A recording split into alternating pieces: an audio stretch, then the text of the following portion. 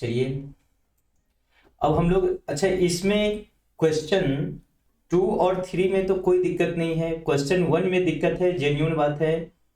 2 और 3 में कोई दिक्कत नहीं होना चाहिए। 2 3 में क्यों आप बोल रहे हैं कि सर 2 3 नहीं बना? चलिए एनीवे, हम क्वेश्चन 2 1 2 3 1 जो है ना अभी नहीं, 1 का पॉइंट जो है ना अभी हम समझाएंगे। 1 अभी कॉन्सेप्ट हम नहीं बताए हैं तो उसको अभी नहीं समझाएंगे, मतलब अभी नहीं बनाएंगे, पहले उसका कॉन्सेप्ट समझा देंगे फिर उसे बनाएंगे। अभी हम लोग देखते हैं क्वेश्चन 2। क्वेश्चन 2, क्वेश्चन 2 क्या है देखिए।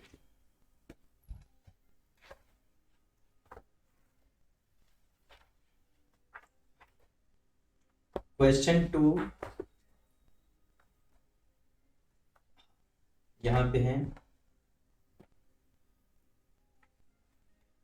क्वेश्चन 2 जो है वो है, ये तो रिबेट ऑन बिल डिस्काउंटेड है तो ये थोड़ा दिक्कत होगा क्वेश्चन 1 में। क्वेश्चन 2 जो है ना आपका कुछ है ही नहीं इसमें। अमाउंट ऑफ स्टैट्यूटरी रिजर्व और profit transfer to balance sheet, ये सिर्फ निकालना है। फॉर्मेट आपको पीएल अकाउंट का फॉर्मेट पता है ना? पीएल अकाउंट का फॉर्मेट पता है ना? क्या होता है सबसे पहले, क्या होगा प्रॉफिट एंड लॉस अकाउंट का फॉर्मेट सबसे पहले क्या होगा बताइए? प्रॉपर फॉर्मेट चलते हैं हम लोग, प्रॉपर फॉर्मेट देखते हैं तो सबसे पहले क्या होगा बताइए आप मुझे? शेड्यूल, शेड्यूल 13 जाएगा जिसका नाम क्या है? शेड्यूल 13 का नाम क्या है? Interest earned. शेड्यूल 13 का नाम क्या है? इंटरेस्ट अर्नड, ठीक है ना? तो यहां पे सबसे पहले हम लोग क्या लिखेंगे? फॉर्म बी, फॉर्म बी लिखते हैं यहां पे, profit and loss account. Profit and loss account किसी बैंक का नाम दिया हुआ है? बैंक का नाम नहीं है। Of dot dot dot dot, यहां पे लिखेंगे for the year ended, for the year ended, year ended 31st। Year ended का दिया हुआ है? नहीं दिया हुआ, ये भी नहीं दिया हुआ है तो इसको डॉट डॉट कर दीजिए, dot dot dot dot dot dot. अब हमें सबसे पहले यहाँ पे 2 लाइन मुझे ड्रॉ करना है, एक शेड्यूल के लिए और एक मुझे ड्रॉ करना है अमाउंट्स के लिए। ये हो जाएगा पर्टिकुलर, पर्टिकुलर्स, ये हो जाएगा शेड्यूल, शेड्यूल नंबर, और ये हो जाएगा अमाउंट। क्या ये अमाउंट हो जाएगा और शेड्यूल नंबर। सबसे पहला चीज क्या लिखेंगे यहाँ पे? इनकम फर्स्ट लिखेंगे यहाँ पे, इनकम, इनकम। और इनकम कितना होगा सर? इनकम का शेड्यूल 2 शेड्यूल है। एक शेड्यूल है इंटरेस्ट अर्नड, तो लिखेंगे यहाँ पे इंटरेस्ट अर्नड। और इंटरेस्ट अर्न का शेड्यूल कितना है? 13 में।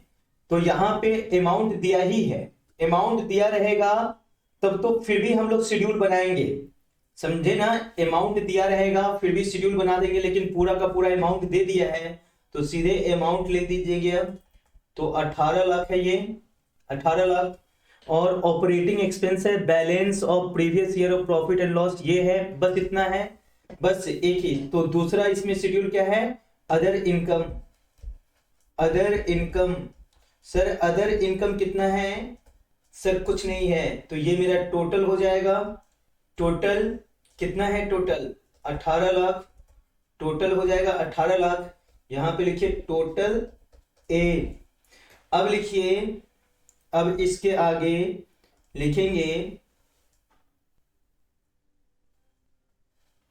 दूसरा पॉइंट नंबर 2 क्या है? एक्सपेंडिचर ना।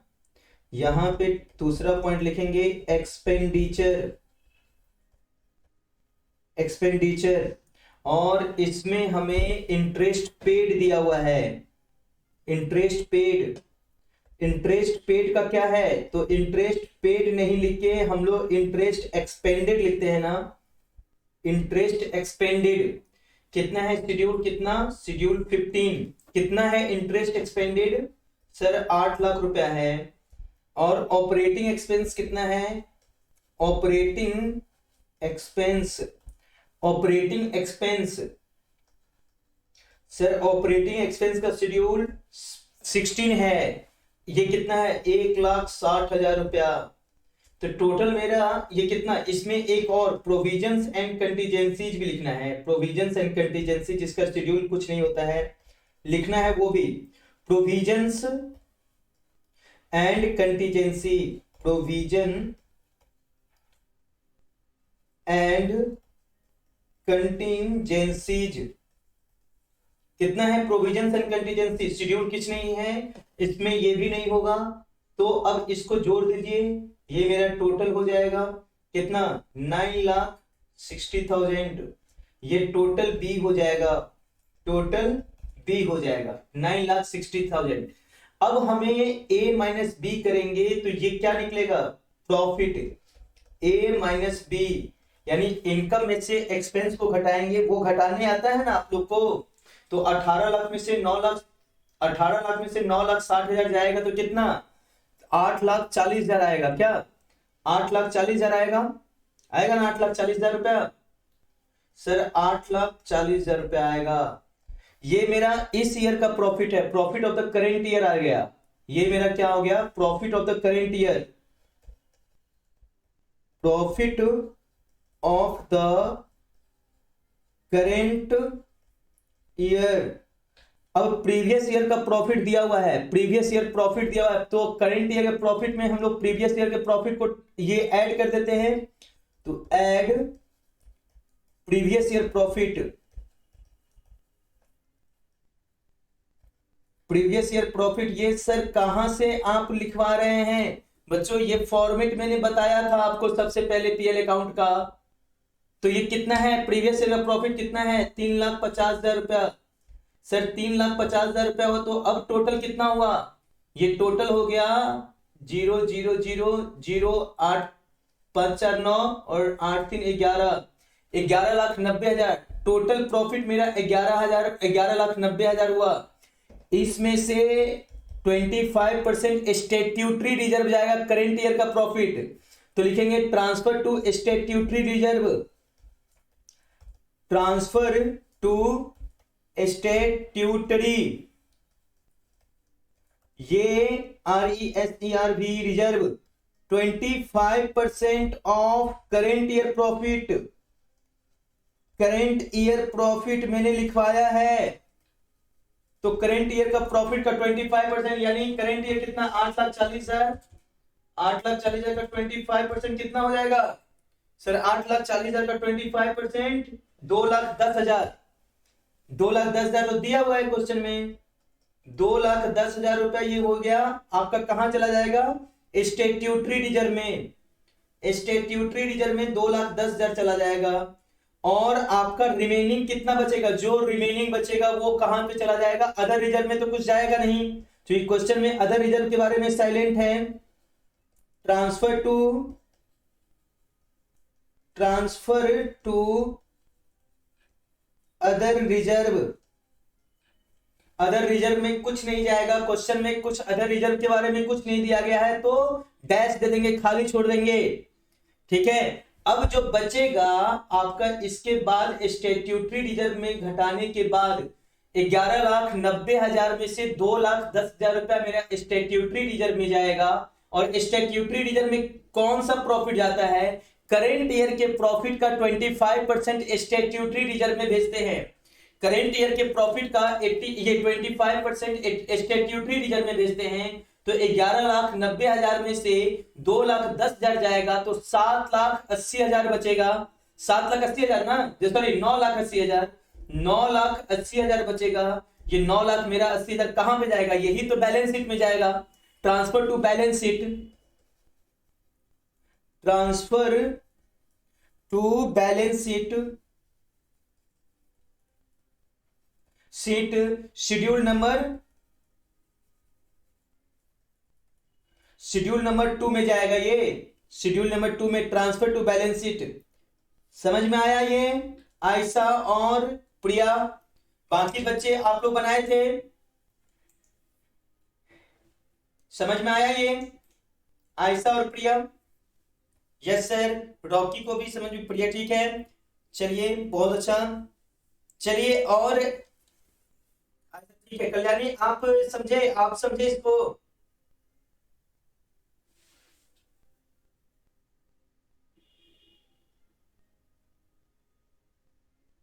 ओके चलिए अब देखते हैं हम लोग, ये देख लिए तो समझे क्या होगा। देखिए करेंट ईयर का प्रॉफिट निकालना है मुझे, तो करेंट ईयर का प्रॉफिट कैसे निकालेंगे? तो करेंट ईयर का प्रॉफिट का मतलब होगा इनकम में से एक्सपेंस को घटा देंगे। तो इनकम इसमें दो तरह का होता है, एक तो होता है इंटरेस्ट अर्न जो शेड्यूल 13 में जाता है। तो इसमें तो एक ही आइटम था, तो हम शेड्यूल वर्किंग नोट नहीं बनाए, शेड्यूल नहीं बनाए, ठीक ना। शेड्यूल बनाते फिर उसी चीज को हम लिखते और फिर यहाँ पे लिखते उसको, तो एक ही आइटम था। अगर यहाँ पे 2-3 आइटम होता तो शेड्यूल बना लेते उसका, शेड्यूल 13 बनाते और शेड्यूल का नाम लिखते इंटरेस्ट अर्न, और उसमें जो जो आइटम आता उस सारे आइटम को लिखते और टोटल को फिर यहाँ पे दिखाते। वो सारे आइटम के टोटल को हम यहाँ पे दिखाते 18 लाख रुपया यहाँ पे। लेकिन इसमें तो एक ही आइटम था तो डायरेक्ट हम यहाँ पे दिखा दिए। अदर इनकम क्वेश्चन में है ही नहीं तो शेड्यूल 14 में कुछ नहीं जाएगा, लेकिन उसको मेंशन करेंगे, उसको मेंशन करेंगे यहाँ पे। तो ये मेरा टोटल इनकम कितना हो गया? 18 लाख हो गया। एक्सपेंडिचर में से इंटरेस्ट एक्सपेंडेड आपका क्वेश्चन में दिया ही हुआ है, इंटरेस्ट पेड जो दिया हुआ है यही तो इंटरेस्ट एक्सपेंडेड है बैंक का, यही तो खर्च है ना, इंटरेस्ट का खर्च है ये पेड जो किया है इंटरेस्ट। तो ये 8 लाख रुपए यहाँ पे चला गया। फिर उसके बाद ऑपरेटिंग एक्सपेंस जो है ना, ऑपरेटिंग एक्सपेंस क्वेश्चन में दिया हुआ है 1,60,000 रुपया, ये 1,60,000 रुपया यहाँ पे चला गया। एक मिनट इसको थोड़ा सामने में रख लेते हैं। 1,60,000 रुपए यहाँ पे चला है, ठीक ना। तो टोटल हम एक्सपेंस साइड में यहाँ पे देखिए ये भी दिखाएंगे, प्रोविजंस एंड कंटीजेंसीज का ये हम लिखेंगे यहाँ पे, ठीक है, ये दिखा देंगे। तो ये मेरा आ गया 9,60,000 रुपया। इनकम में से एक्सपेंस को घटा दिए तो ये मेरा करेंट ईयर का प्रॉफिट आया। तो करेंट ईयर का प्रॉफिट कितना आया? 8,40,000 रुपया। प्रीवियस ईयर का प्रॉफिट क्वेश्चन में दिया हुआ है, प्रीवियस ईयर के प्रॉफिट को जोड़ देंगे तो मेरा 3,50,000 जोड़े तो टोटल आ गया 11,90,000 रुपया। अब आपको मैंने नोट लिखवाया था, आपको मैंने नोट लिखवाया था कि करेंट ईयर के प्रॉफिट का 25% जो है ना वो स्टैट्यूटरी रिजर्व में जाता है करेंट ईयर के प्रॉफिट का। तो करेंट ईयर प्रॉफिट कितना आया था? 9,60,000। 9,60,000 का जो है ना, 9,60,000 का 25% ये हम स्टैट्यूटरी रिजर्व में भेज देंगे। यानी इसका 9,60,000 का 25% निकालेंगे तो 2,10,000 रुपया आया, ये स्टैट्यूटरी रिजर्व में चला जाएगा। अदर रिजर्व का क्वेश्चन में कुछ बात नहीं लिखा हुआ है तो अदर रिजर्व को नील कर देंगे, माइनस करके दिखा देंगे, मतलब कुछ नहीं डैश करके दिखा देंगे। अब जो है ना टोटल प्रॉफिट मेरा आया था करेंट ईयर के प्रॉफिट और प्रीवियस ईयर के प्रॉफिट को जोड़ के 11,90,000 रुपया। उसमें जो स्टैट्यूटरी रिजर्व में जो भेज दिए, जो रिमेनिंग बचेगा वही हम बैलेंस शीट में भेजेंगे। तो रिमेनिंग मेरे पास कितना बचा? 9,80,000 रुपया बचा, ये बैलेंस शीट में चला जाएगा। समझ में आ गया? समझ में आ गया बैलेंस ये। चलिए नेक्स्ट क्वेश्चन हम बनाते हैं, नेक्स्ट क्वेश्चन बनाते हैं, क्वेश्चन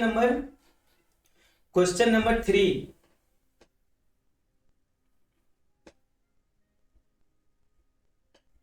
क्वेश्चन 3 है prepare profit and loss account of sound bank limited for the year in 31 March 2021 from the following information. यही चीज सब है, अदर इनकम दे दिया हुआ है, सारा का सारा जो है ना आपका अदर इनकम है, इंटरेस्ट अर्नड है, अदर इनकम है, इंटरेस्ट एक्सपेंडेड है, ऑपरेटिंग एक्सपेंस है, प्रॉफिट एंड लॉस अकाउंट बनाना है।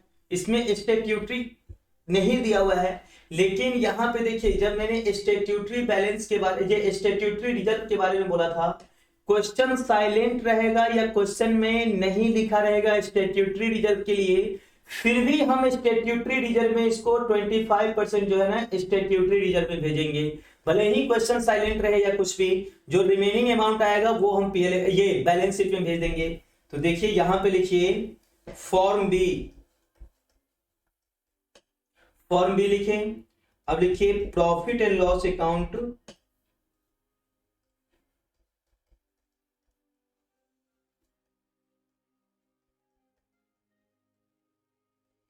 For the year profit and loss account of किस बैंक का है, of sound bank limited, sound bank limited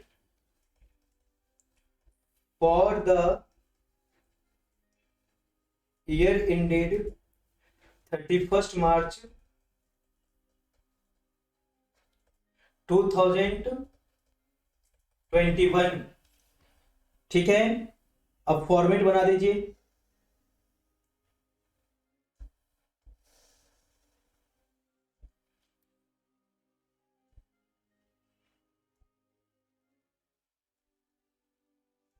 यहां पे लिखिए पर्टिकुलर, यहां पे लिखिए शेड्यूल, और यहां पे लिखिए अमाउंट। सबसे पहले मेरा क्या आएगा, सबसे पहले आएगा यहां पे, सबसे पहले आएगा इंटरेस्ट, सॉरी इनकम। सबसे पहले आएगा इनकम, क्या आएगा, इनकम। और इनकम में फर्स्ट जो आएगा वो आएगा आपका interest earned, interest earned. Question में एक ही आइटम दिया हुआ है तो अलग से इसको दिखाने का जरूरत नहीं है। शेड्यूल ये 13 का है, लेकिन ये शेड्यूल नंबर दिखा देंगे जरूर। शेड्यूल 13 10,220 रुपया। और अदर इनकम भी दिया हुआ है, अदर इनकम ये है 314 रुपया। शेड्यूल 14, तो टोटल इनकम साइड कितना आया, यहां पे टोटल लिख दीजिए, टोटल ए, तो ये आ गया 4, 3, 5, 10,534 रुपया, 10,534 रुपया आया। अब यहां से हमें क्या करना है, एक्सपेंडिचर लिखना है ना, एक्सपेंडिचर यानी दूसरा आइटम जो होगा, दूसरा पार्ट होगा वो एक्सपेंडिचर का। एक्सपेंडिचर में सबसे पहले आएगा आपका interest expanded, interest expanded.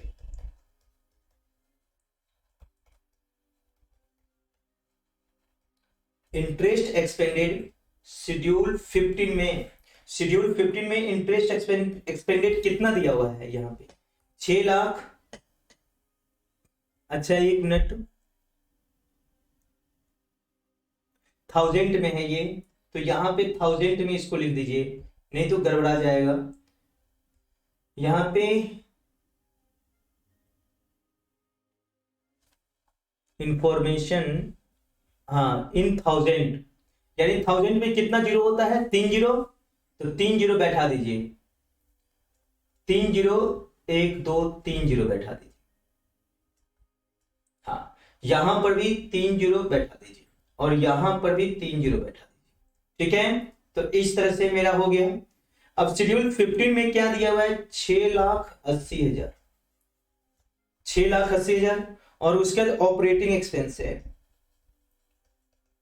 Operating expense कितना है, ऑपरेटिंग शेड्यूल 16 कितना है ऑपरेटिंग एक्सपेंस,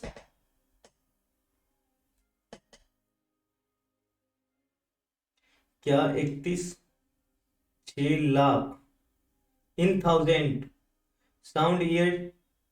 इसमें जो है ना ऑपरेटिंग एक्सपेंस 3 लाख, ये 3700 और 000। ये आपका क्वेश्चन ये है, मिस अंडरस्टैंडिंग वाला क्वेश्चन है ये, जो है ना गलत क्वेश्चन है। या तो यहां पे आप जीरो को हटा दीजिए और यहां से आप जीरो हटाइए। एक मिनट देख लेते हैं, क्वेश्चन आपका गलत है, जरा हम एक बार देख लें। 6 लाख ऑपरेटिंग एक्सपेंस मेरा ये है और ये 10। क्वेश्चन गलत है ये, समझे, ये क्वेश्चन गलत है, मिस से प्रिंटिंग हुआ है क्वेश्चन में, ये गलत क्वेश्चन है। ठीक है, क्वेश्चन 2 गलत, 3 गलत है, मिस प्रिंटिंग हुआ है। आप इरफान कितना इसको मान के चले हैं? 30 ऐड किए हैं, 30 ऐड किए हैं इरफान?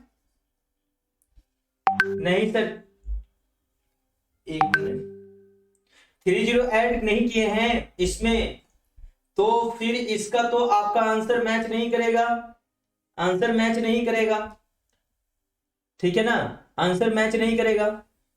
इसको अगर 30 ऐड नहीं करेंगे तो यहां पे क्या हो जाएगा, ये 1000 में अगर नहीं लिखेंगे तो ये तो आपका 10,220 ही है ना, और 314 है ये, 10,220 और 314 ऐड कर दीजिए, इतना इनकम हुआ, जबकि एक्सपेंस आपका 6,80,000 रुपया है, एक्सपेंस है 6,80,000 रुपया, और इधर हो गया ऑपरेटिंग एक्सपेंस 3,700 है। तो एक फिगर ये क्या कर दिया है, ये एक फिगर को पूरा लिख दिया है और 3 फिगर को 1000 को हटा के तब कंसीडर किया है, तो इसीलिए ये क्वेश्चन गलत है, ये क्वेश्चन जो है ना सही नहीं है, ये क्वेश्चन गलत है, ठीक है, इसमें अमाउंट में गलती किया है ये, ठीक है। चलिए अब हम लोग चलते हैं क्वेश्चन नंबर 1 में, ये क्वेश्चन रॉन्ग है, आप इसको यहां पे लिख सकते हैं, ये जो है ना 10,22,000, 10,22,000, या फिर इसको लिखिएगा 1 करोड़, सबको 1000 में कन्वर्ट करना पड़ेगा तब ये होगा, गलत है, और 1000 में कन्वर्ट करेंगे तो भी गलत है, ये तो भी गलत हो जाएगा, इसलिए ये क्वेश्चन गलत है, इस क्वेश्चन को छोड़िए, आगे चलिए, ये क्वेश्चन गलत है। चलिए हम लोग चलते हैं क्वेश्चन नंबर 1 में चलते हैं, ठीक है, क्वेश्चन नंबर 1 में इसको हटाइए।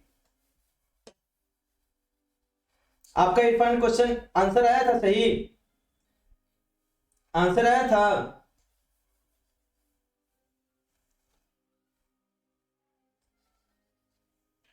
हाँ, ये क्वेश्चन ही गलत है। चलिए चलते हैं हम पहले लोग, नहीं बोलता, बाद में बोलता। क्या बोले, क्या बोले रॉकी? बोले ना सर कि पहले नहीं बोलता, बाद में बोलता। हाँ हाँ, चलिए कोई, टाइप करने में टाइम लगता है। क्या बोले? टाइप करने में टाइम टाइप लगता है, चलिए कोई दिक्कत नहीं। अब हम लोग चलते हैं, इस क्वेश्चन में अमाउंट में सिर्फ गलती किया है, अमाउंट में गलत लिख दिया है, एक को कंसीडर किया है और एक को कंसीडर नहीं किया है। अब हम लोग चलते हैं, इलास्ट्रेशन 1 और 2 बन गया आप लोग को। अब हम लोग चलते हैं सबसे important point, important concept of this chapter. यहां से क्वेश्चन आपका छोटा छोटा क्वेश्चन यहां से बनता है और वर्किंग नोट का क्वेश्चन यहां से बनता है। तो इसका नाम है रिवेट ऑन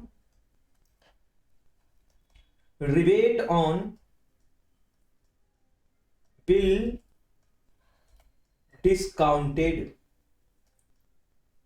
तो सबसे पहले हम लोग चलते हैं, बिल डिस्काउंटेड क्या होता है उसके बारे में जानते हैं। बिल डिस्काउंटेड का मतलब समझते हैं आप लोग? बिल डिस्काउंटेड का मतलब समझते हैं? What do you mean by bill discounted? कौन बच्चे जानते हैं, बताइए जरा, बिल डिस्काउंटेड का मतलब क्या? हाँ सर आप जानते हैं, बाकी बच्चे और बताइए बिल डिस्काउंटेड का मतलब क्या होता है? बिल डिस्काउंटेड का मतलब नहीं जानते, चलिए कोई बात नहीं, अभी हम बताते हैं बिल डिस्काउंटेड क्या होता है। जैसे कि मान लीजिए कि ये बैंक है, ये बैंक है,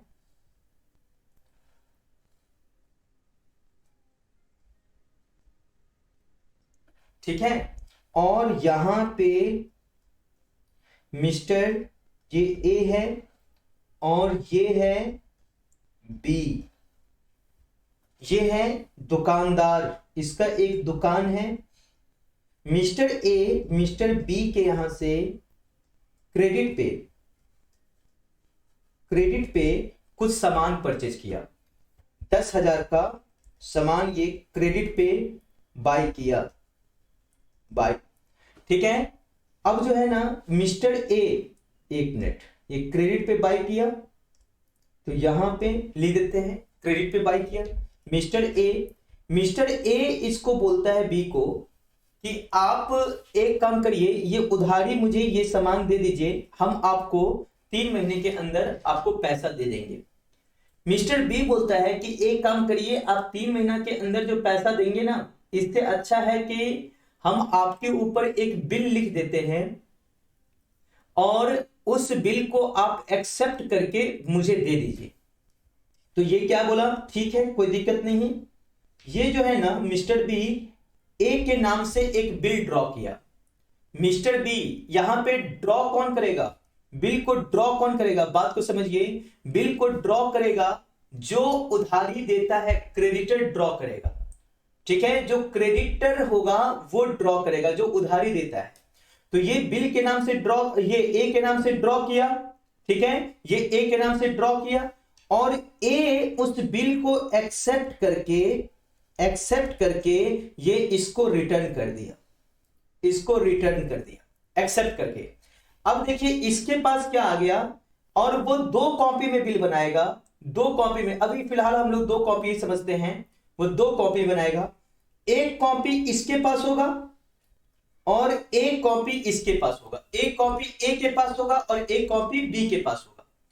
बी जो है ना, उस बिल को, जो बी के पास जो बिल होगा उस बिल का नाम होगा बिल्स रिसीवेबल, और ए के पास जो बिल होगा उस बिल का नाम होगा बिल्स पेबल। अब देखिए ये 3 महीना के बाद इस बिल का पेमेंट आएगा, तीसरा महीना, जैसे कि 1 जनवरी 2022 को ये बिल ड्रॉ हुआ था, तो इसमें 3 महीना कितना हो गया, इसमें अगर हम 3 महीना जोड़ेंगे तो कितना हो गया, 31 दिसंबर सॉरी जनवरी फरवरी मार्च, 31 मार्च 2022 हो जाएगा। और 3 दिन ग्रेस डे होता है, 3 दिन ग्रेस डे होता है, तो ये हो जाएगा, ग्रेस डे को हम लोग ऐड करते हैं, 3 दिन होता है ग्रेस डे, ठीक है। तो ग्रेस डे को अगर ऐड, 1 मिनट, 3 दिन ग्रेस डे होता है, तो ग्रेस डे को अगर ऐड कर देंगे इसमें, तो ये कितना हो जाएगा, +3 डेज अगर ऐड कर देंगे तो 31 1 2 3 यानी 3 अप्रैल 2022 को ये बिल क्या होगा, इसको पैसा देना पड़ जाएगा। किसको पैसा देना पड़ेगा, मिस्टर ए को मिस्टर बी को पैसा देना पड़ेगा, मिस्टर ए मिस्टर बी को पैसा देगा 31, ये 3 अप्रैल 2022 को। यहां तक तो समझ में आ गया। अब देखिए अगर इस बीच में इसको, मिस्टर बी को इस बीच में इसको रुपए की जरूरत पड़ी, तो ये 3 अप्रैल 2022 से पहले ए से रुपया नहीं मांग सकता है। मिस्टर बी को रुपए की जरूरत पड़ी, अब मिस्टर बी क्या किया, इस बिल को लेके चला गया, वो इस बिल को लेके चला गया बैंक के पास, और बैंक को बोला कि मेरे पास मिस्टर ए के नाम से एक बिल है, 10,000 का है, ये बिल आप मुझे डिस्काउंट कर दीजिए, यानी इस बिल को इनकैश कर दीजिए। ये इनकैश करवाने चला गया और आप 3 अप्रैल को मिस्टर ए आपको जो है ना वो बिल का पेमेंट कर देगा, 3 अप्रैल को मिस्टर ए आपको बिल का पेमेंट कर देगा। तो इस एक्टिविटी को बोलते हैं इंडोर्स करना, इंडोर्समेंट, इसको बोलते हैं इंडोर्समेंट यानी बेचान, इसको हम लोग क्या बोलते हैं, बेचान, बिल को बेच देना। ये क्या कर दिया, इंडोर्स कर दिया बैंक को। बैंक उसको क्या करेगा, 10,000 के बदले 10,000 पूरा रुपया नहीं देगा, वो अपना कुछ परसेंटेज है, वो परसेंटेज जैसे कि 10%, 12%, 15% काट के रिमेनिंग पैसा वो जो है ना इसको दे देगा। तो ये 10%, मान लीजिए कि 3 महीना के लिए, ये 3 महीना के लिए इसको पैसा तो 3 महीना के बाद मिलेगा, तो 10% पर एनम के हिसाब से, यानी कितना, 10,000 इंटू 10 डिवाइडेड बाई 100 इंटू 3 महीना के लिए पैसा उधार दे रहा है, तो 3 डिवाइडेड बाई 12, 10% पर एनम के हिसाब से वो क्या करेगा, इतना रुपया डिस्काउंट करके तब रिमेनिंग पैसा देगा। तो कितना हुआ, 10 से 10 ये कट गया, यानी ये हो गया 4 × 12 और 4 250, यानी 250 रुपये काट के 9,750 रुपया ये क्या करेगा, 9,750 रुपया इसको बी को रिटर्न कर देगा और 250 रुपया इसका बैंक का क्या हो जाएगा, इनकम हो जाएगा। अब बात को समझिए, यहां तक तो समझ गए, 250 रुपया बैंक को इनकम हो गया, यहां तक किसी बच्चे को कोई दिक्कत है बताइए, और 9,750 रुपया इसको मिल जाएगा। अब आया वो, अब आ जाएगा 3 अप्रैल का डेट, तो 3 अप्रैल के डेट को ये क्या करेगा, मिस्टर ए इसे क्या करेगा, 10,000 रुपया का पेमेंट कर देगा। मिस्टर ए इसे 10,000 रुपया का पेमेंट कर देगा। 3 अप्रैल को मिस्टर ए क्या करेगा, 10,000 रुपया का पेमेंट कर देगा और बिल वो बिल ले लेगा या अपने सामने में बैंक को फरवा देगा कि ये बिल को फाड़ दीजिए, 10,000 का पेमेंट लेगी। यहां तक ये बात समझ में आया, पहले ये बताइए, यहां तक ये बात समझ में आया, ये एक्टिविटी समझ में आ गया सभी बच्चे को? हाँ सर समझ में आ गया, इसमें कोई दिक्कत नहीं है। ओके, बाकी बच्चे, प्रिया इरफान के बाद रॉकी, अक्षय आपको समझ में आया, कल्याणी आपको समझ में आया, अक्षय को भी समझ में आया, रॉकी, कल्याणी, ठीक है। चलिए अब देखिए, बात को समझिए, अब बात को समझिए। तो ये जो बिल जो डिस्काउंट किया, ये जो 250 रुपया जो इसके पास रहा, ये 250 रुपया काट के जो बिल को इनकैश कर दिया, ये बैंक के लिए क्या हो जाएगा, इनकम हो जाएगा, ये बैंक के लिए इनकम हो जाएगा। अब कभी कभी क्या होता है, एक प्रॉब्लम हो जाता है, कभी कभी क्या होता है, एक प्रॉब्लम हो जाता है। अब देखिए यहीं पे अगर मान लीजिए बैंक का भी ईयर समाप्त होता है 1 अप्रैल से लेकर 31 मार्च तक बैंक का ईयर चलता है, ठीक है। अगर बिल का डेट ऐसा रहा कि 31 मार्च तक वो उसका ड्यू डेट हो जाता है, 31 मार्च तक वो उसका ड्यू डेट हो जाता है, तब तो कोई दिक्कत नहीं है। 31 मार्च तक ड्यू डेट अगर हो गया तब तो कोई दिक्कत नहीं है। लेकिन अगर 31 मार्च के बाद अगर ड्यू डेट होता है, मान लीजिए कि बिल ऐसे डेट को लिखा गया कि उसका ड्यू डेट जो है ना 30 अप्रैल को हुआ, 30 अप्रैल को ड्यू डेट हुआ, उसका ड्यू डेट 30 अप्रैल को हुआ, तो यहां पे एक प्रॉब्लम हो जाएगा।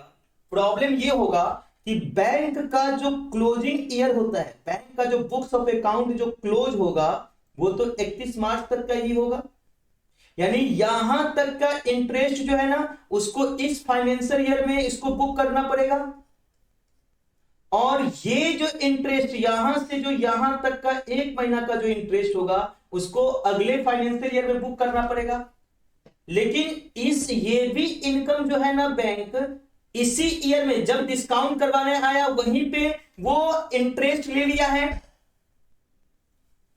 जैसे कि मान लीजिए कि ये जो बिल का डिस्काउंट इस डेट को करवाने आया, तो ये 1 महीना का इनकम जो है ना, 1 महीना का डिस्काउंट का जो इनकम है वो तो इसी फाइनेंशियल ईयर में ले लिया बैंक, इसी फाइनेंशियल ईयर में ले लिया 1 महीना का इनकम भी। तो जितना बिल का डिस्काउंट करवाया, जो दूसरे फाइनेंशियल ईयर का जो इनकम था वो जो इस फाइनेंशियल ईयर में जो इनकम ले लिया उसका एक अलग टर्म है, उस टर्म का नाम है रिबेट। उसको हम लोग बोलते हैं रिबेट ऑन बिल डिस्काउंटेड, उसको हम लोग बोलते हैं रिबेट ऑन बिल डिस्काउंटेड। तो ये जो रिबेट ऑन बिल डिस्काउंटेड है, बात को समझ गए, मेरी बात को समझिए। अब हम फिर ईयर को लेकर समझाते हैं, ईयर को कंसीडर करते हुए तब समझाते हैं। मान लीजिए, अब डेट को कंसीडर करते हुए समझाते हैं। मान लीजिए कि एक आदमी था मिस्टर ए, जो कि 1 जनवरी 2020 में एक बिल ड्रॉ किया फॉर 5 मंथ, 5 महीना के लिए एक बिल ड्रॉ किया, 5 महीना के लिए बिल ड्रॉ किया। तो ये बिल का ड्यू डेट कब होगा सर? 5 महीना इससे जोड़िए तो ड्यू डेट हो जाएगा जनवरी, फरवरी, मार्च, अप्रैल, मई, यानी 30 मई 2021 2020 इसका ड्यू डेट हो जाएगा। 30 मई 2020 इसका ड्यू डेट हो जाएगा। ईयर जो क्लोज होता है, ये 2020 वाला जो ईयर क्लोज होगा, वो ईयर कब क्लोज होगा? 2019 से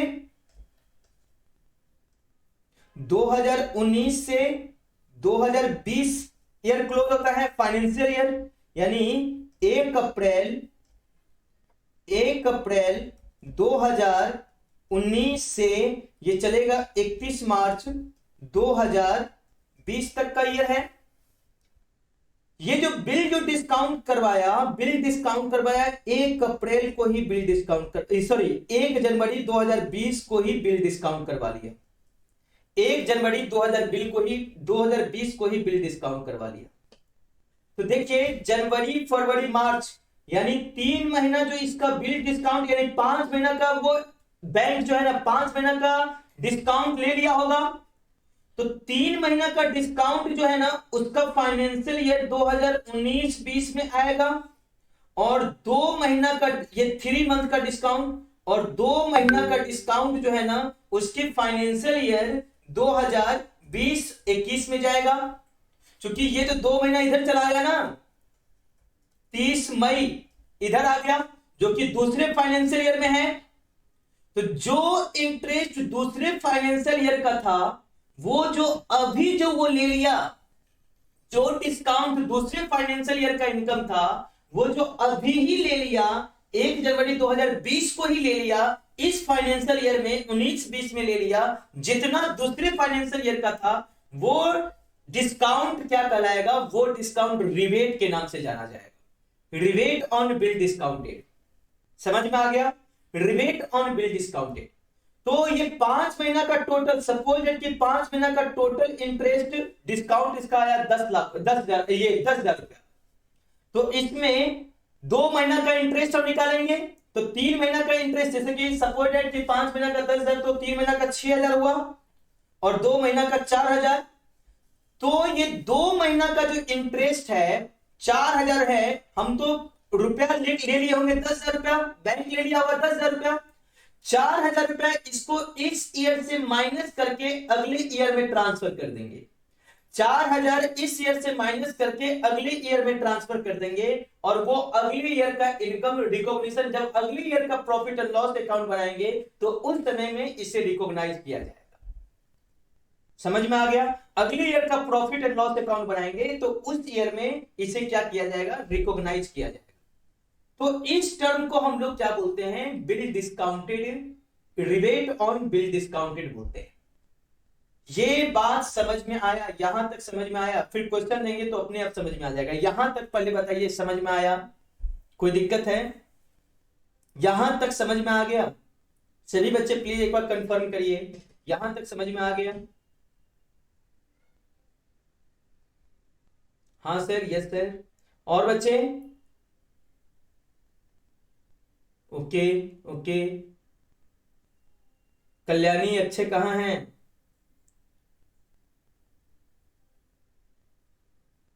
ओके, चलिए हम लोग अब देखते हैं कल्याणी कहाँ है। अच्छा, ओ कल्याणी नहीं है शायद नेटवर्क पर। चलिए कोई दिक्कत नहीं, हम लोग देखते हैं इधर। तो इस चीज को अब हम लोग लिख लेते हैं, इस चीज को अब हम लोग क्या करते हैं? लिख लेते हैं, discount rebate on bill discounted, और तब फिर इसको हम लोग एक इलास्ट्रेशन से समझेंगे, और सारा क्वेश्चन जो है ना आपका अब जो है ना मैक्सिमम क्वेश्चन बनेगा। Bill rebate on bill discounted से बहुत सारा क्वेश्चन है, वो सब अब आपका बनेगा।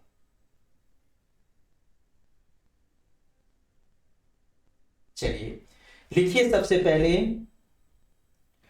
रिबेट ऑन बिल डिस्काउंटेड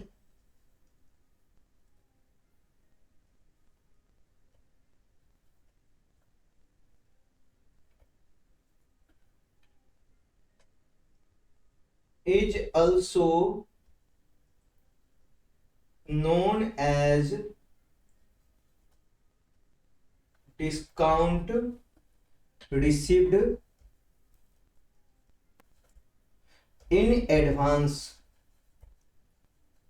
यानी दूसरे ईयर का डिस्काउंट अभी ही हम रिसीव कर लिए। लिख लीजिए यहां पे हिंदी में, दूसरे ईयर का डिस्काउंट अभी ही रिसीव्ड कर लिए। हिंदी में लिखा रहेगा तो तुरंत दिमाग में, आखिर सब कुछ इंग्लिश में है और ये बात हिंदी में है, तो आपका नजर तुरंत इस पे जाएगा क्या क्या ऐसा बात था जो हिंदी में लिखा गया। ठीक है, तो ये टेक्निकल पॉइंट है इसलिए लिखवा दिए। इन एडवांस और अनएक्सपायर्ड डिस्काउंट और discount received but not earned, यानी डिस्काउंट तो रिसीव कर लिए लेकिन वो इस ईयर का इनकम नहीं है, यानी वो अर्नड नहीं है। हमने रिसीव कर लिया है लेकिन इस ईयर का इनकम नहीं है, यानी अर्नड, हमने अर्न नहीं किया है। रिसीव कर लिया लेकिन हमने अर्न नहीं किया। जैसे आपको हम पढ़ाए नहीं है अभी तक, लेकिन आपने मुझे पैसा दे दिया, तो पैसा हमने रिसीव किया, और जब तक हम पढ़ाएंगे नहीं तब तक हम इनकम अर्न नहीं करेंगे। वो इनकम अर्न करना नहीं कराएगा, समझे ना। इनकम अर्न करना कब होगा, जब हम पढ़ाएं तो इनकम अर्न करना हुआ। तो दो चीज होता है, एक रिसीव होता है और एक अर्न होता है, समझे बात को। तो यहां पे देखिए, अब आगे देखिए यहां पे, यानी क्या है, rebate on bill discounted is also known as discount received in advance. इसको हम लोग अनएक्सपायर्ड डिस्काउंट भी बोलते हैं या discount received but not earn भी बोलते हैं, यानी डिस्काउंट तो रिसीव कर लिए लेकिन अर्न अभी तक नहीं हुआ है। तो लिखिए, यहां पे लिखेंगे, इसलिए जो अर्न नहीं हुआ तो उसको माइनस करते हैं।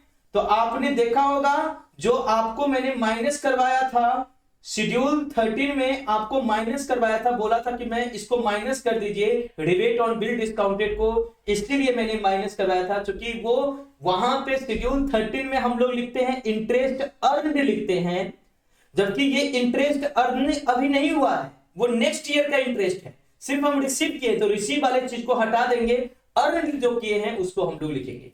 एक क्वेश्चन हम देते हैं, एक क्वेश्चन देते हैं, उस क्वेश्चन को आप लोग जो है ना समझेंगे, उस क्वेश्चन को समझेंगे। यहां पे क्वेश्चन है, एग्जांपल देखिए,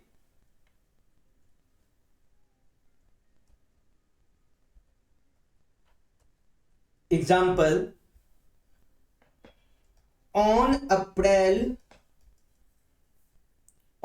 1st April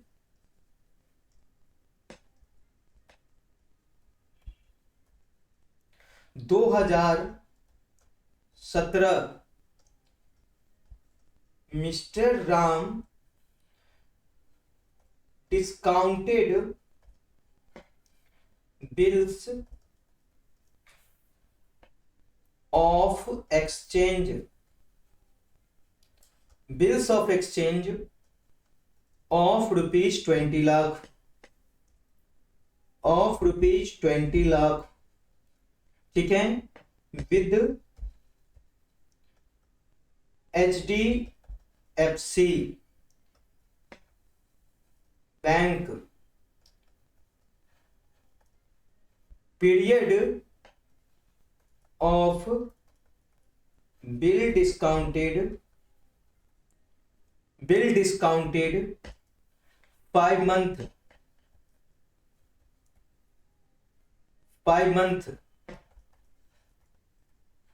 discounting charge 12% per annum है, per annum 12% per annum। Make entry in the books of HDFC bank for the year ended 31 मार्च 2017।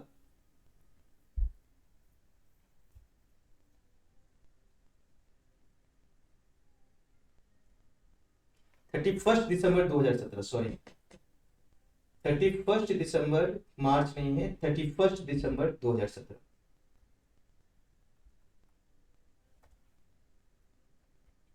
सत 2017, 31 दिसंबर 2017। क्वेश्चन समझे? क्वेश्चन समझे?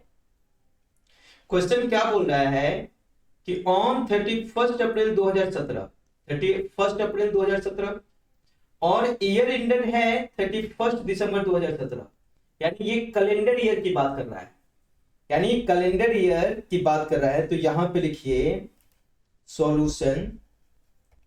तो कैलेंडर ईयर कब स्टार्ट होता है? सर कैलेंडर ईयर स्टार्ट होता है, कैलेंडर ईयर स्टार्ट होता है, कैलेंडर ईयर स्टार्ट होता है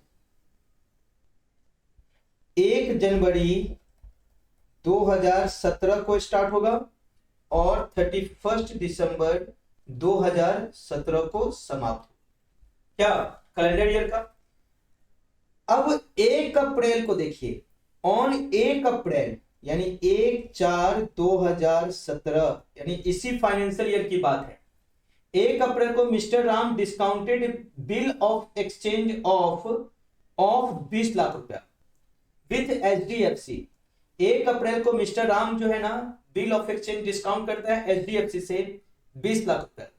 period of bill of discount 5 month, यानी अप्रैल मई जून जुलाई अगस्त, यानी ये कितना पीरियड हो गया? 31 अगस्त 2017 बिल डिस्काउंट करवाया, बिल डिस्काउंट हुआ 31 अगस्त 2017 को। तो सर ये तो सेम ही फाइनेंशियल ईयर में है, सॉरी सेम ही अकाउंटिंग ईयर में है। तो जब सेम अकाउंटिंग ईयर में रहेगा तो रिवेट ऑन बिल डिस्काउंट का कोई बात ही नहीं होगा। सेम अकाउंटिंग ईयर में रहेगा, क्योंकि यहां पे तो हम अर्न भी कर लिए और रिसीव भी कर लिए। तो HDFC ने अर्न भी कर लिया और रिसीव भी कर लिया, तो bill discount rivet on bill discounted का बात नहीं रहेगा। रिवेट ऑन बिल डिस्काउंटेड कब होगा? जब दूसरे ईयर का, कमिंग ईयर का जो है ना, हम डिस्काउंट अभी ही रिसीव कर लिए लेकिन अर्न नहीं किए हैं, रिसीव कर लिए हैं सिर्फ, तो वो क्या होगा? Rivet on bill discounted. तो यहां पे 5 महीना का इंटरेस्ट क्या बनेगा? देखिए 5 महीना का क्या बनेगा? 20 लाख रुपए है तो इसका वर्किंग नोट थोड़ा कर लीजिए। 20 लाख रुपए है तो इसका वर्किंग नोट कर लीजिए। देखिए यहां ये 5 महीना का है, कितना परसेंट इंटरेस्ट? 12% पर मंथ है, पर एनम है, पर एनम। तो 5 महीना का निकालना होगा, यानी देखिए 20 lakh into 12 divided by 100 into 5 divided by 12, क्योंकि महीना ये आपको 5 महीना का निकालना होगा ना, इसलिए 5 डिवाइडेड बाय 12 कर दिए। तो ये 12 से ये 12 कट गया, ये 5 से ये 20, ये 0 से ये 0 और ये 20 से 1 1 2 3 4 5, यानी 1 लाख रुपया हो जाएगा। ये डिस्काउंट कितना हो जाएगा? 1 लाख रुपया। इसका डिस्काउंट कितना हो जाएगा? 5 महीना का 1 लाख रुपया हो जाएगा। अब आप इसको जर्नल एंट्री इसका बोल रहा है करने के लिए, तो बैंक के लिए क्या है ये? सर बैंक के लिए ये इनकम है। डिस्काउंट अर्न जो है ना, बिल डिस्काउंट जो है ना, बैंक के लिए इनकम है। तो बिल डिस्काउंटेड ये बैंक के लिए क्या हो जाएगा? इनकम हो जाएगा। समझे? कस्टमर को वो कितना लाख रुपया देगा? कस्टमर को ये 19 लाख रुपया देगा। 20 लाख का इसके पास बिल आया, कस्टमर को 19 लाख रुपया देगा। और यहां पे डिस्काउंट अर्न जो है ना, बिल डिस्काउंट अर्न जो है ना, ये कितना रुपया हुआ? ये इसका 1 लाख रुपया हुआ। तो जर्नल एंट्री क्या हो जाएगा? बैंक के पास क्या क्या घटना घटा? आज के डेट में बैंक के पास यहां पे 1 अप्रैल 2000 1 अप्रैल यानी आज के डेट में बैंक के पास क्या घटना घटा होगा, एक बिल आया होगा इसके पास और 19 लाख रुपए ये दिया होगा और 1 लाख रुपए 20 लाख का बिल आया होगा, 19 लाख रुपए ये कस्टमर को दे दिया होगा, तो कैश इसके पास से चला गया होगा, तो कस्टमर अकाउंट को क्रेडिट कर देगा, बिल अकाउंट को डेबिट कर देगा, बिल परचेज अकाउंट को डेबिट कर देगा, कस्टमर अकाउंट को क्रेडिट कर देगा और डिस्काउंट अर्न इसका इनकम है, 1 लाख रुपए इसका इनकम है, तो इनकम को क्रेडिट होता है, क्रेडिट करते हैं तो क्रेडिट में इनकम दिखा देगा। तो इसका 1 अप्रैल के डेट में क्या क्या एंट्री होगा, देखिए 1 अप्रैल के डेट में क्या एंट्री होगा, 1 अप्रैल 2017 bill entry in the books of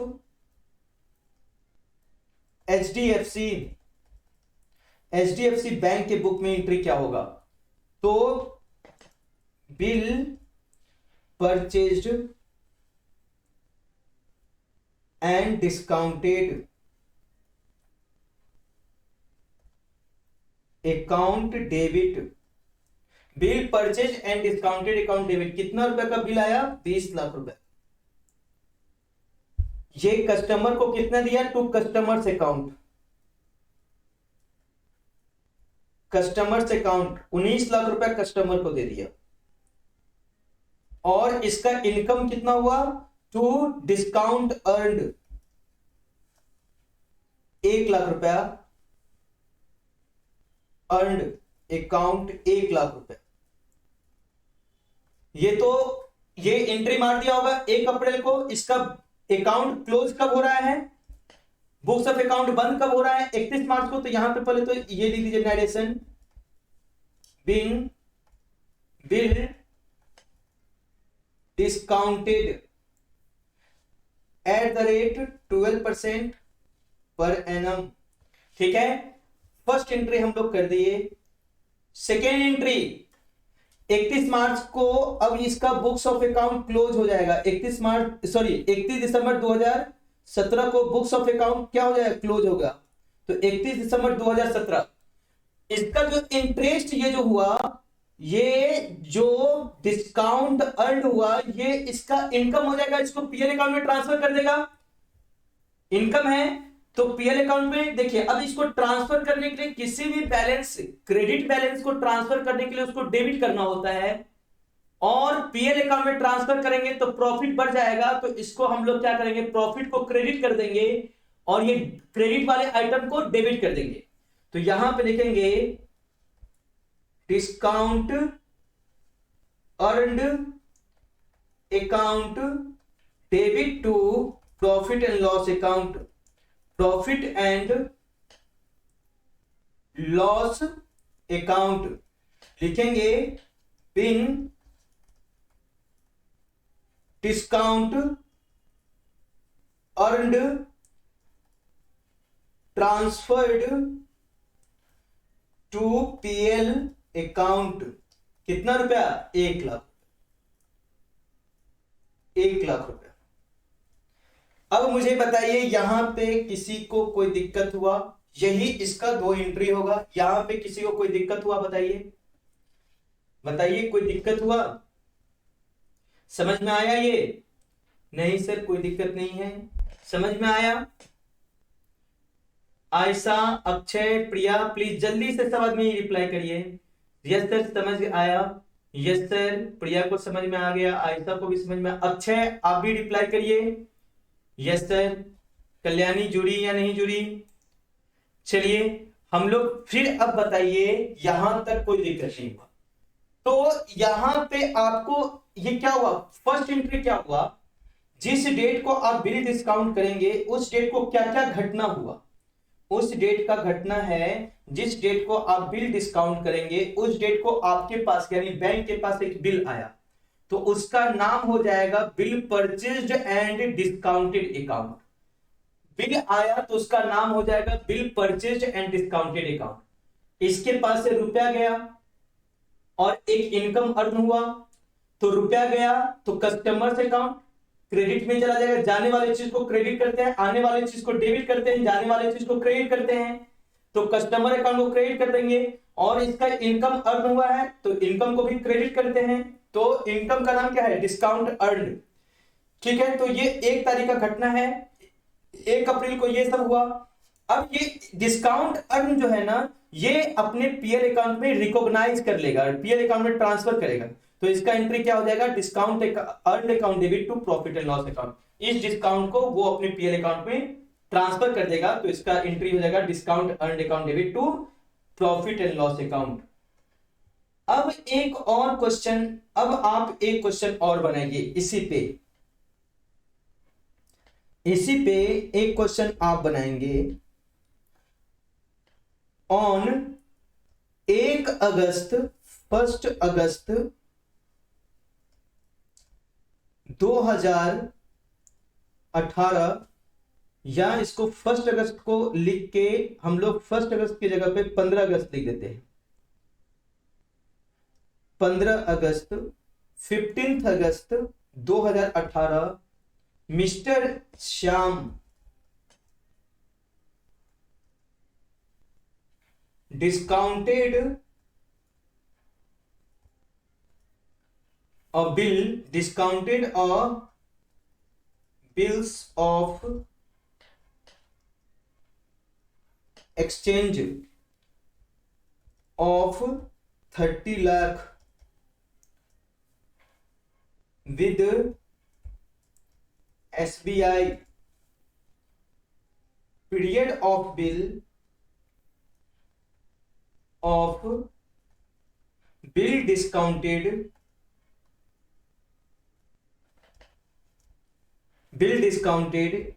is 3 month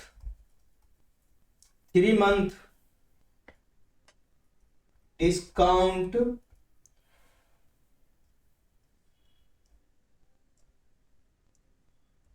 discounting charge 12% per annum, make entry in the books of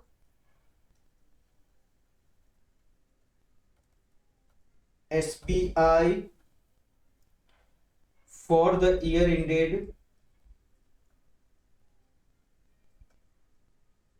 ended 31st दिसंबर 2018। जल्दी से बनाइए, 2018 जल्दी से बनाइए।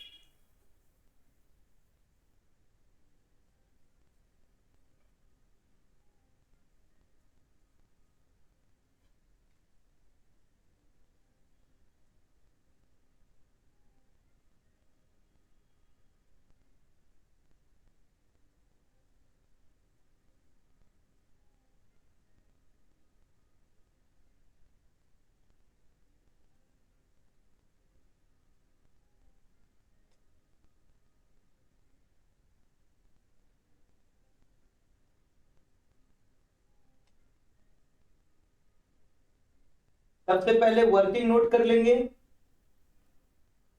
इसका ईयर वर्किंग नोट के लिए हम क्या करेंगे, एक लाइन ड्रॉ करेंगे, सॉल्यूशन एक लाइन ड्रॉ करेंगे। ये हो जाएगा 1 जनवरी 2018 और 31 दिसंबर 2018। आज के डेट में यानी 15 तारीख के डेट में 15 अगस्त 2018 को एक बिल ड्रॉ हुआ 3 महीना के, तो इसका 3 महीना कब होगा, तो 15 अगस्त। यानी आप उतना क्यों करेंगे, आप सीधे 3 महीना का है, 3 महीना का इंटरेस्ट निकाल दीजिए। आपको डेट वाइज थोड़ी तो इंटरेस्ट निकालना है, 3 महीना का है, पर मंथ से है, तो पर मंथ का इंटरेस्ट निकाल दीजिए। तो क्या हो जाएगा, इंटरेस्ट यानी डिस्काउंट अर्नड इक्वल टू कितना हो जाएगा, 30 लाख है, 12%, 12/100 3 महीना के तो 3/12, तो ये से ये कट गया, ये 0 से ये 0 कट गया, अब ये हो गया 90,000 रुपया। 90,000 रुपया हुआ बिल डिस्काउंटेड। इस डेट को 15 अगस्त 2018 का एंट्री हो जाएगा। Bill purchase and discounted account debit, ये टोटल कितना 30 लाख का बिल आया, 30 लाख रुपया। कस्टमर को कितना दिया, 29,10,000 रुपया। तो यहाँ पे टू कस्टमर अकाउंट 29,10,000 रुपया और डिस्काउंट अर्न कितना हो जाएगा 90,000। सर बन गया, प्रिया से बन गया, वाह वेरी गुड प्रिया, वेरी गुड। डिस्काउंट अर्न कितना हो गया 90,000 रुपया। अब इस डिस्काउंट को पीएल अकाउंट में ट्रांसफर कर देंगे। क्या कोई दिक्कत है यहाँ पे? सर कोई दिक्कत नहीं है, बन गया सर, बन गया, वाह वेरी गुड। आहिस्ता से भी बन गया, सही बच्चे से बन गया, चलिए बहुत ही अच्छा। रॉकी और अक्षय आप दोनों से बना, बन गया, अच्छे से ही बन गया। रॉकी रॉकी रॉकी नहीं बना रॉकी से। तो अब यहां पे 15 अगस्त को क्या एंट्री जाएगा, 15 अगस्त 2018 को एंट्री होगा bills purchased and discounted. Bill कितना का आया था, अकाउंट डेबिट बिल आया था 30 लाख का, तो 30 लाख से डेबिट कर देंगे to customer account, customers account. Customer कितना रिटर्न किए, 29,10,000 और टू डिस्काउंट अर्नड कितना 90 लाख, 90,000, 90,000। नरेशन इसका तो वही होगा, being bill discounted, bill purchase and discounted. ये आज के डेट में यानी 31 दिसंबर 2018 के डेट में इस डिस्काउंट अर्न को पीएल अकाउंट में ट्रांसफर करते हैं। तो discount earned account debit to PL account 90,000 रुपया और 90,000 रुपया। ठीक है, कोई दिक्कत है, कोई दिक्कत है इसमें, किसी बच्चे को कोई दिक्कत? कोई दिक्कत नहीं है सर। अब चलते हैं हम लोग नेक्स्ट क्वेश्चन बनाते हैं। अब देखिए इसमें क्या है, इसमें तो कोई दिक्कत नहीं हुआ होगा क्योंकि सेम ईयर में बुक्स ऑफ अकाउंट क्लोज भी हो जा रहा है, कोई दिक्कत नहीं। दिक्कत होगा आपको ऐसे ईयर में जहां पे रिवेट का बात है, यानी सेम ईयर में बुक्स ऑफ अकाउंट क्लोज नहीं हो रहा है, आप इंटरेस्ट यानी डिस्काउंट किए हैं दूसरे ईयर में और बुक्स ऑफ अकाउंट उसके नेक्स्ट ईयर में क्लोज हो रहा है।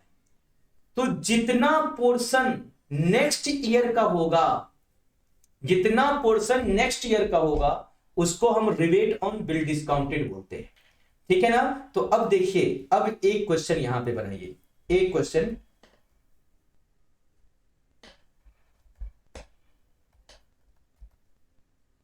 On 1 October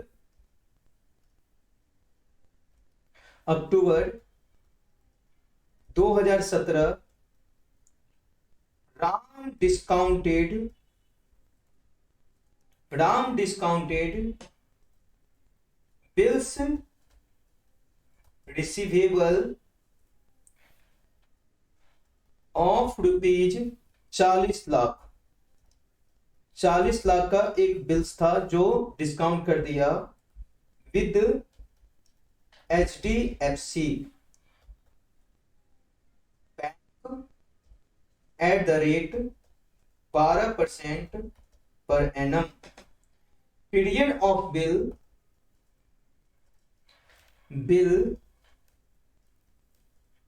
5 month make journal entry for the year ended on 31st दिसंबर 2017। 31 दिसंबर 2017 को ईयर एंड हो रहा है, अब आपको जर्नल एंट्री बनाना है। तो देखिए बात को, सॉल्यूशन इसका जो होगा ना, 1 जनवरी को ये स्टार्ट हो रहा है ईयर, 1 जनवरी 2017 को, और 31 दिसंबर 2000। एक मिनट, इसको थोड़ा और हम इधर ले आते हैं, इधर ले आते हैं।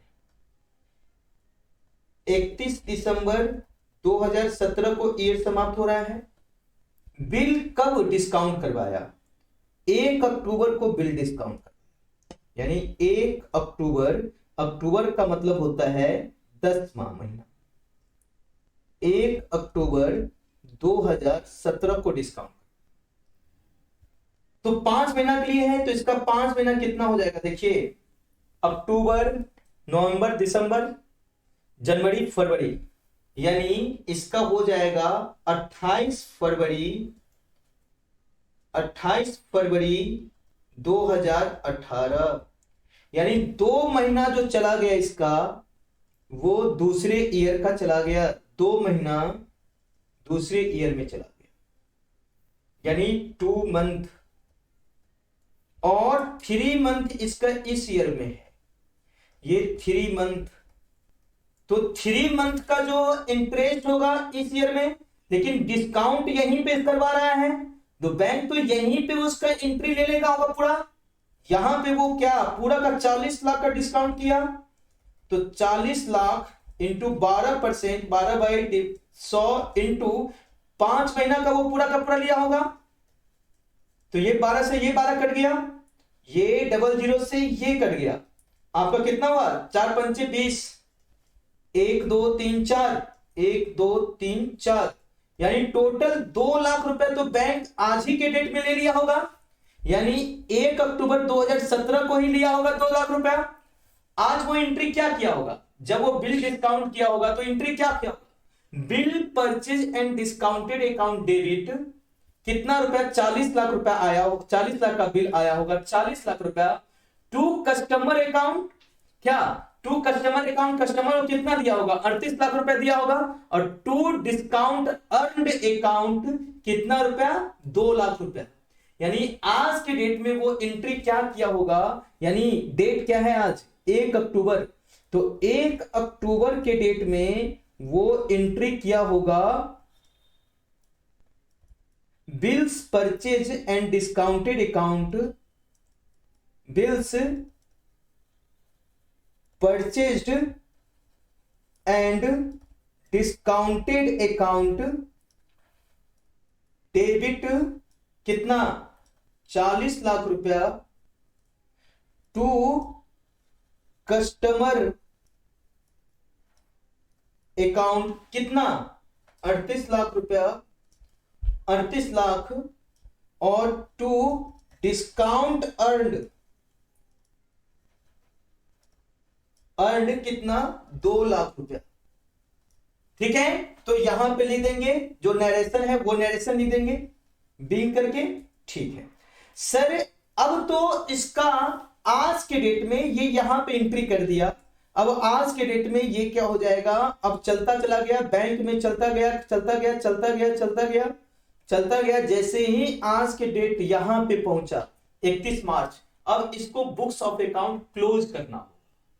सर तो बुक्स ऑफ अकाउंट क्लोज करना होगा, तो 3 महीना का इंटरेस्ट जो है ना, 3 महीना का जो डिस्काउंट है उसका इस ईयर का इनकम है, और 2 महीना का जो डिस्काउंट है वो नेक्स्ट ईयर का इनकम है।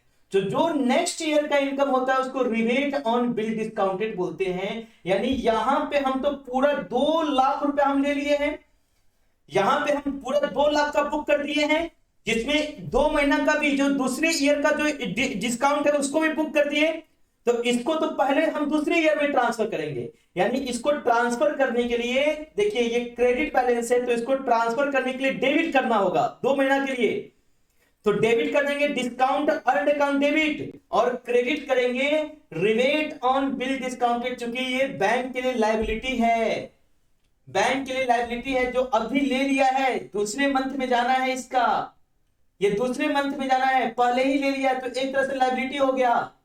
तो रिबेट ऑन बिल डिस्काउंटेड कर देंगे कितना, 2 महीना का जो इंटरेस्ट होगा वो, तो 2 महीना का इंटरेस्ट कितना होगा 40,000, 1 महीना का, तो 2 महीना का 80,000 रुपए से रिबेट ऑन बिल डिस्काउंटेड कर देंगे। यानी 31 मार्च के डेट में इसका एंट्री क्या होगा, सॉरी 31 दिसंबर के डेट में एंट्री क्या होगा, जो अगले साल का ले लिया है तो इसको करेंगे discount earned, account debit to rebate on bill discounted. कितना रुपया सर, ये 2 महीना का, 2 महीना का इसका जाएगा वहां पे, तो 2 महीना का कैसे निकालेंगे, 5 महीना का 2 लाख रुपया है, तो 1 महीना का 5 से डिवाइड कर दीजिए तो कितना हो जाएगा 40,000 रुपया 2 महीना का, तो ये हो जाएगा, ठीक है ना। तो ऐसे हम लोग निकाल लेंगे, तो 2 महीना का जो होगा ये मेरा कितना 80,000 हो जाएगा, 80,000 ये अगले साल हम इसे ट्रांसफर कर देंगे अगले साल, और रिमेनिंग जो है ना इस साल के प्रॉफिट एंड लॉस अकाउंट में ट्रांसफर कर देंगे। तो 31 मार्च को दिसंबर 2017 को रिमेनिंग कितना है, तो profit and loss account, discount earned account debit to PL account, कितना 1,20,000 रुपया, 1,20,000 रुपया ये पीएल अकाउंट पे रिमेनिंग ट्रांसफर कर देंगे। बच्चों मुझे बताइए ये समझ में आया, यहां पे समझ में आया, यस सर समझ में आ गया। तो ये तो मेरा 31 दिसंबर को आ गया। अब नेक्स्ट ईयर का एंट्री यानी 1 अप्रैल का एंट्री क्या हो जाएगा, इसका रिबेट ऑन बिल डिस्काउंटेड का। ये नेक्स्ट ईयर में इनकम, इसको रिपीट कीजिए सर, इसमें रिपीट करने का बात क्या है बताइए सर, रिपीट करने का क्या बात है, क्या समझ में नहीं आया बताइए आप, अक्षय आप बताइए, जो नहीं समझ में आएगा उसी को बताएंगे। सर नेक्स्ट ईयर वाला एंट्री, हाँ नेक्स्ट ईयर में फिर क्या हो जाएगा, ये जो है ना रिबेट ऑन बिल डिस्काउंटेड ये नेक्स्ट ईयर में जाएगा। तो नेक्स्ट ईयर में इसको अभी तो हम ट्रांसफर किए इसलिए इसको क्रेडिट कर दिए हैं रिबेट वाला, तो रिबेट को हम लोग देखिए जो 2 महीना का रिबेट जो होगा ना, 2 महीना वो नेक्स्ट ईयर का रिबेट है। चूंकि हम लोग यहां पे डिस्काउंट जो अर्न किए हैं पूरा 5 महीना का यहां पे लिखे हैं 2 लाख रुपया, जिसमें 2 महीना का दूसरे ईयर का है तो उसको दूसरे ईयर का ट्रांसफर कर देंगे। तो इंटरेस्ट को जो ट्रांसफर करते हैं, डिस्काउंट अर्न को जो ट्रांसफर करेंगे तो इसको क्रेडिट कर देंगे। इसमें 3 महीना इस ईयर का जो उसको पीएल अकाउंट में ट्रांसफर कर दिया, देखिए 3 महीना को पीएल अकाउंट में ट्रांसफर कर दिया 1,20,000 रुपया, और 2 महीना को रिबेट ऑन बिल डिस्काउंटेड बोलेंगे जो दूसरे ईयर का है, तो उसको देखिए यहां पे हम ट्रांसफर कर दिए दोनों क्रेडिट में, डेबिट में पूरा 2 लाख रुपया चला गया, 1,20,000 यहां पे और 80,000 यहां पे, 2 लाख ये पूरे का पूरा हम ट्रांसफर कर दिए। 3 महीना चला गया पीएल अकाउंट में और 2 महीना चल गया रिबेट ऑन बिल डिस्काउंटेड में। तो रिबेट ऑन बिल डिस्काउंटेड को यहां पे दिखाएं और पीएल अकाउंट को यहां पे दिखा दिए, समझ में आ गया। अब जो ये नेक्स्ट ईयर में जो जाएगा 1 अप्रैल को जो होगा, 1 अप्रैल 2000 सॉरी 1 अप्रैल नहीं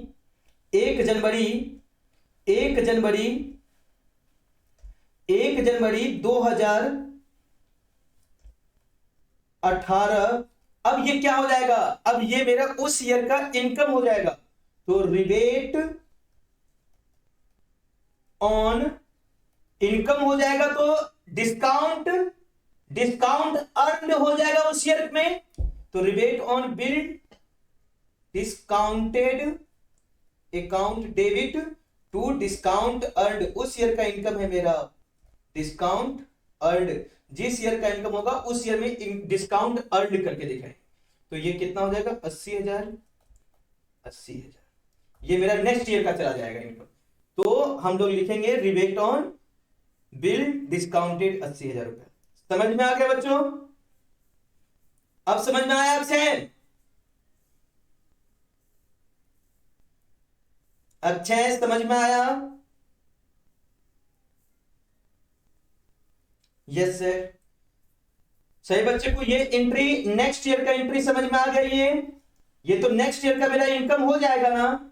रिवेट ऑन बिल डिस्काउंटेड जो इस ईयर में है वो नेक्स्ट ईयर का एंट्री हो जाएगा मेरा, तो नेक्स्ट ईयर का ये मेरा क्या हो जाएगा, बिल अर्न, ये डिस्काउंट अर्न हो जाएगा नेक्स्ट ईयर में।